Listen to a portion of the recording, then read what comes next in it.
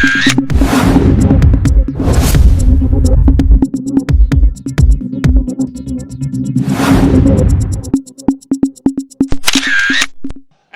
বক্তব্য রাখার জন্য আহ্বান জানাচ্ছি। বক্তব্য রাখবেন বিএনপির চেয়ারম্যান, যিনি শহীদ রাষ্ট্রপতি জিয়াউর রহমান, দেশনেত্রী বেগম খালেদা জিয়ার সন্তান, সুযোগ্য সন্তান, আগামী দিনের বাংলাদেশ তারুণ্যের অহংকার, বিএনপির চেয়ারম্যান জনাব তারেক রহমান। জনাব তারেক রহমান।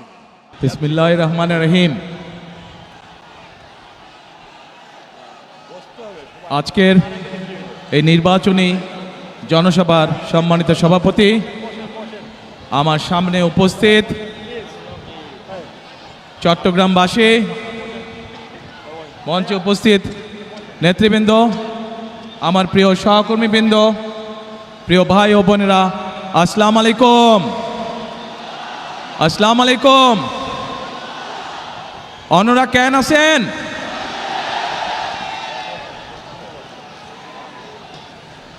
প্রিয় ভাই বোনেরা,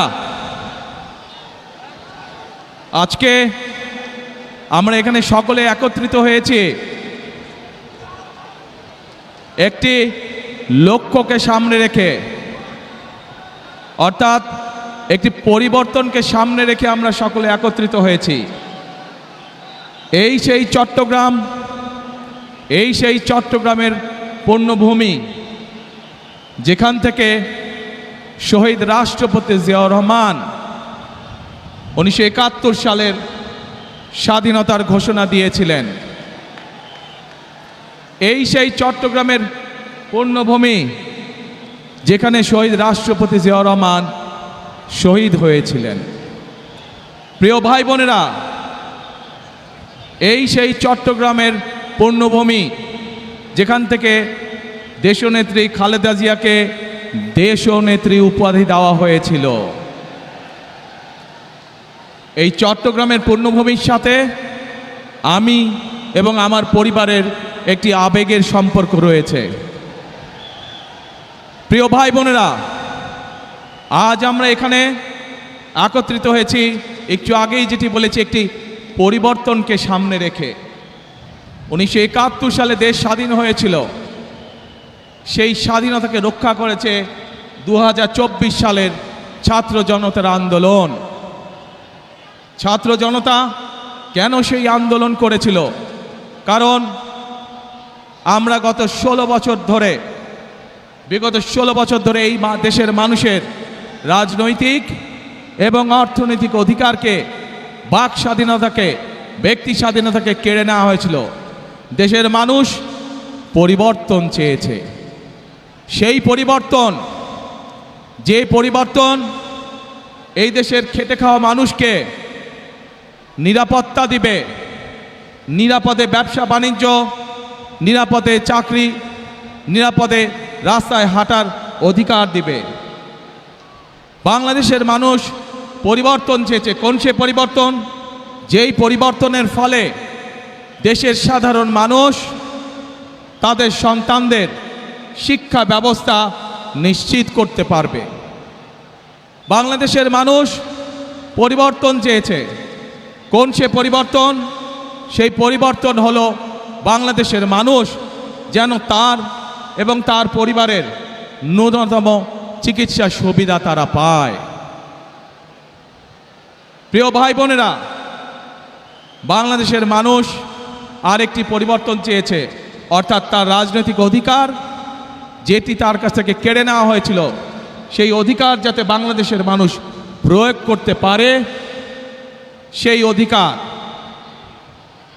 যে অধিকার তার কাছ থেকে কেড়ে নেওয়া হয়েছিল, কথা বলার অধিকার, সেই অধিকার মানুষ আবার পুনঃপ্রতিষ্ঠিত করেছে। 2024 সালের 5ই আগস্ট বাংলাদেশের মানুষ পরিস্থিতির পরিবর্তন করে আগামী দিনে বাংলাদেশে এই পরিবর্তনগুলো চায়। এখন প্রিয় ভাই বোনেরা, আজ এই নির্বাচনী জনসভায় দাঁড়িয়ে একটি রাজনৈতিক দল হিসাবে আমরা আমাদের প্রতিদ্বন্দ্বী দল যারাই হোক না কেন, আমরা তাদের সম্পর্কে আপনাদেরকে হয়তো অনেক কথা বলতে পারি, তাদের হয়তো অনেক দোষ ত্রুটি তুলে ধরতে পারি, কিন্তু তাতে কি জনগণের কোনো উপকার হবে কি ভাই? আমরা যদি সমালোচনা করার স্বার্থেই যদি সমালোচনা করে দেশের সাধারণ মানুষের কি তাতে কোনো উপকার হবে? উপকার হবে না। আমরা যদি শুধু সমালোচনা করার অর্থে শুধু সমালোচনাই করি, দেশের মানুষের পেট ভরবে? পেট ভরবে না। প্রিয় ভাই বোনেরা, বিএনপি একমাত্র রাজনৈতিক দল যারা যতবার সরকারে ছিল এই দেশের মানুষের ভাগ্যের পরিবর্তনের জন্য কাজ করেছে তারা। এবং সেই জন্যই আমি 17 বছর পর যেদিন দেশের মাটিতে পা রেখেছিলাম, সেদিন আমি সমগ্র বাংলাদেশের মানুষের কাছে একটি কথা বলেছিলাম যে উই হ্যাভ এ প্ল্যান, অর্থাৎ আমাদের একটি পরিকল্পনা আছে দেশের মানুষকে ঘিরে, দেশকে ঘিরে। বাংলাদেশে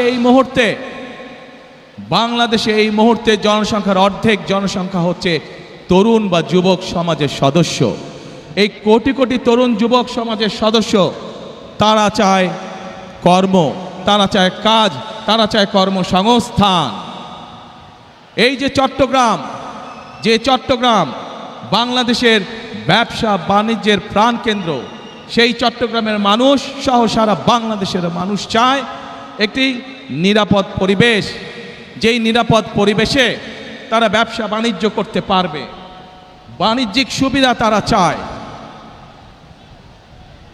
এই চট্টগ্রামের মানুষ সারা বাংলাদেশের মানুষের মতন চায় যে তাদের সন্তানরা যাতে লেখাপড়া করতে পারে, সেই পরিবেশ তৈরি তারা চায়।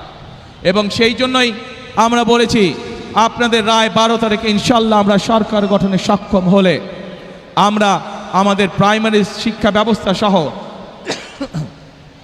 বিভিন্ন শিক্ষার স্তরে স্তরে আমরা পরিবর্তন আনতে চাই, যেখানে আমরা শিক্ষা ব্যবস্থাকে এমন করে গড়ে তুলতে চাই যেখানে আমাদের তরুণ যুবক সদস্যরা, তরুণ সমাজের সদস্যরা শুধু সার্টিফিকেট শিক্ষা ব্যবস্থাই পাবে না, একই সাথে তাদের শিক্ষা ব্যবস্থা এমন হবে যাতে শিক্ষা জীবন শেষে তারা কর্মসংস্থানের ব্যবস্থা সহজেই করে নিতে পারে।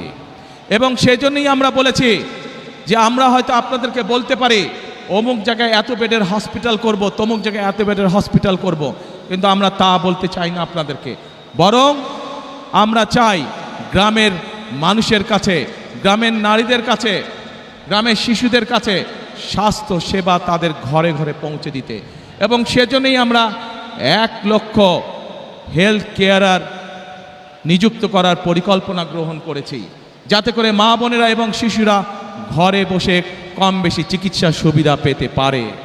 প্রিয় ভাই বোনেরা, বাংলাদেশের জনসংখ্যার অর্ধেক নারী, এত বিপুল সংখ্যক যেই জনসংখ্যার অর্ধেক নারী, সেই নারীদেরকে আমরা কর্মহীন রেখে আমরা কোনোভাবেই আমাদের এই বাংলাদেশকে আমাদের প্রত্যাশিত লক্ষ্যে নিয়ে যেতে পারবো না। এবং সেই জন্যই এই নারীদেরকে দেশনেত্রী খালেদা জিয়া যখন দেশ পরিচালনার দায়িত্বে ছিলেন, তখন আপনারা দেখেছেন উনি স্কুল থেকে শুরু করে ইন্টারমিডিয়েট পর্যন্ত মেয়েদের শিক্ষা ব্যবস্থা ফ্রি করে দেওয়ার ব্যবস্থা করেছিলেন। এটি ধারণা আছে আপনাদের যে আমরা সেই নারীদেরকে সেই শিক্ষা ব্যবস্থার ফলে, ফ্রি শিক্ষা ব্যবস্থার ফলে নারীদের একটি বৃহৎ অংশ আজ শিক্ষিত হয়েছে, কিন্তু সেই নারীদেরকে আমরা স্বাবলম্বী করে, অর্থনৈতিকভাবে স্বাবলম্বী করে গড়ে তুলতে চাই। এবং সেই জন্যই আমরা বলেছি আপনাদের ভোটে ইনশাল্লাহ আগামী 12 তারিখে বিএনপি সরকার গঠনে সক্ষম হলে আমরা বাংলাদেশের প্রত্যন্ত অঞ্চলে গ্রামগঞ্জ সহ সকল পরিবারের নারীদের কাছে আমরা ফ্যামিলি কার্ড পৌঁছে দিতে চাই। প্রিয় ভাই বোনেরা, বাংলাদেশের মূল প্রাণ শক্তি হচ্ছে কৃষক। এই কৃষক যদি ভালো থাকে তাহলে বাংলাদেশ ভালো থাকবে। এই বিপুল জনগোষ্ঠীর খাদ্যদ্রব্যের যে ঊর্ধ্বগতি, পণ্যমূল্যের যে ঊর্ধ্বগতি, এই ঊর্ধ্বগতি যদি রোধ করতে হয় তাহলে আমাদেরকে কৃষির উৎপাদন বাড়াতে হবে। এবং কৃষির উৎপাদন বাড়াতে হলে আমাদেরকে কৃষক ভাইদের পাশে, কৃষানী বোনদের পাশে আমাদেরকে দাঁড়াতে হবে। এবং সেই জন্যই আমরা বলেছি আপনাদের ভোটে ইনশাল্লাহ আগামী 12 তারিখে বিএনপি সরকার গঠনে সক্ষম হলে আমরা ধীরে ধীরে বাংলাদেশের সকল কৃষকের কাছে কৃষক কার্ড নামে একটি কার্ড পৌঁছে দিতে চাই, যে কার্ডের মাধ্যমে কৃষক এবং কৃষানী ভাই বোনেরা তারা ঋণ সুবিধা সহ বিভিন্ন সুবিধা তারা পাবে, যাতে করে আস্তে আস্তে তারা অর্থনৈতিকভাবে স্বাবলম্বী হয়ে উঠতে পারে। প্রিয় ভাই বোনেরা, আজ এই চট্টগ্রাম সহ সারা বাংলাদেশের একটি বড় সমস্যা, সেটি হচ্ছে জলাবদ্ধতা। এই চট্টগ্রাম শহর, চট্টগ্রাম জেলার বিভিন্ন উপজেলা সহ সারা বাংলাদেশে খাল বিল নদী নালাগুলো বন্ধ হয়ে গিয়েছে। আমরা আপনাদের ভোটের মাধ্যমে 12 তারিখে ইনশাল্লাহ বিএনপি সরকার গঠনে সক্ষম হলে আমরা সমগ্র বাংলাদেশে খাল কাটা কর্মসূচি চালু করতে চাই। আপনারা কি খাল কাটবেন আমাদের সাথে? কারা কারা খাল কাটবেন হাত তুলেন তো দেখে, কারা কারা? ইনশাল্লাহ আমরা সকলে দুহাতে কোদাল দিয়ে খাল খনন শুরু করব, খাল খনন কর্মসূচি, যাতে করে এই দেশ থেকে জলাবদ্ধতা, বন্যার সমস্যা সব কিছু আমরা দূর করতে পারি। তো এখানে চট্টগ্রাম জেলার সকল প্রার্থী উপস্থিত আছেন, কক্সবাজার জেলার সকল প্রার্থী আমার পাশে দাঁড়িয়েছেন। আপনাদের এলাকার উন্নয়নের দায়িত্ব এই মানুষগুলোর উপরে থাকবে, যাতে আপনাদের এলাকায় উন্নয়ন হচ্ছে কি হচ্ছে না আপনারা নির্বাচিত করার পরে এই মানুষগুলোর কাছে কি আপনার অভাব অভিযোগ আপনারা জানাতে পারবেন। এদেরকে যদি নির্বাচিত করেন আপনারা, তাহলে এরা আপনাদের কাছে জবাবদিহি করতে দায়বদ্ধ থাকবে। সকল মা বোন সহ সকল ভাইদের প্রতি আমার অনুরোধ, 12 তারিখে যাতে কেউ কোনোভাবে আপনাদের ভোটের অধিকার কেড়ে নিতে না পারে, সেই ব্যাপারে সদা সতর্ক দৃষ্টি রাখবেন। ইনশাল্লাহ সতর্ক থাকবে। আপনার সকলে হাত এই ডান শীর্ষে তুলেন। প্রিয় ভাই বোনেরা, এই আমার হাতের ডান এবং বাম পাশে যেই মানুষগুলো দাঁড়িয়ে আছে, এরা হচ্ছে ধানের শীষের প্রতিনিধি।